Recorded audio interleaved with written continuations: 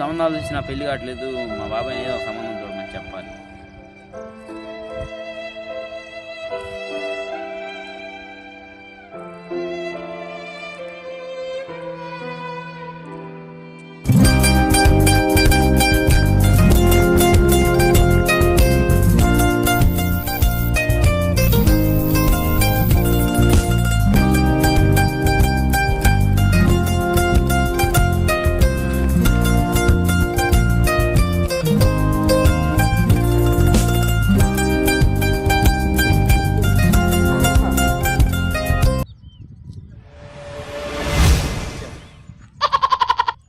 వందనాలు వరన్న నీకు, వందనాలు వరన్న నీకు, వందనాలు.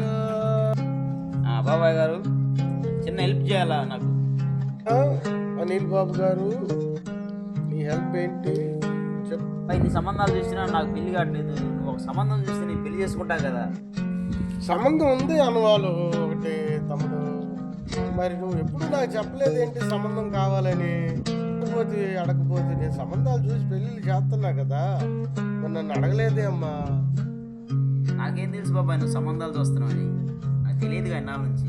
మన దగ్గర నెంబర్ 1 పిల్ల ఉంది,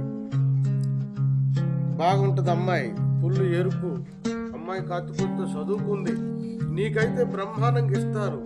నెంబర్ 1 కానీ బుద్ధి కలదే, మంచిది, అన్ని పనులు చేస్తుంది, అన్ని పనుల్లో నెంబర్ 1 గానే ఉంటుంది. కానీ కాకపోతే ఒక కండిషన్ ఉంది అన్నవాళ్ళు. మరి ఆ కండిషన్ నువ్వు ఓకే అయితే ఆ అమ్మాయి ఓకే, నేను చేసుకోవటానికి నెంబర్ 1 చేసుకుంటుంది. కండిషనా? ఏం కండిషన్ బాబాయ్? మళ్ళీ టెన్షన్ పెట్టి. కండిషన్ ఏం లేదు అన్నవాళ్ళు, ఒకటేనా ఏంటంటే ఆ అమ్మాయిలు అన్నీ బాగానే ఉంది, అంతా బాగానే ఉంది. కాకపోతే ఎప్పుడన్నా పండుగ వచ్చినప్పుడు మాత్రమే స్నానం చేసిద్ది అబ్బాయి. సంవత్సరానికి ఒక్కసారి స్నానం బాబాయ్? అవును బాబాయ్, అలాంటి సంబంధమే కావాలి. అది అది అది అలాంటి సంబంధమే కావాలి. వెళ్దాం పదా, మరి అదే సంబంధం చూద్దాం పదా.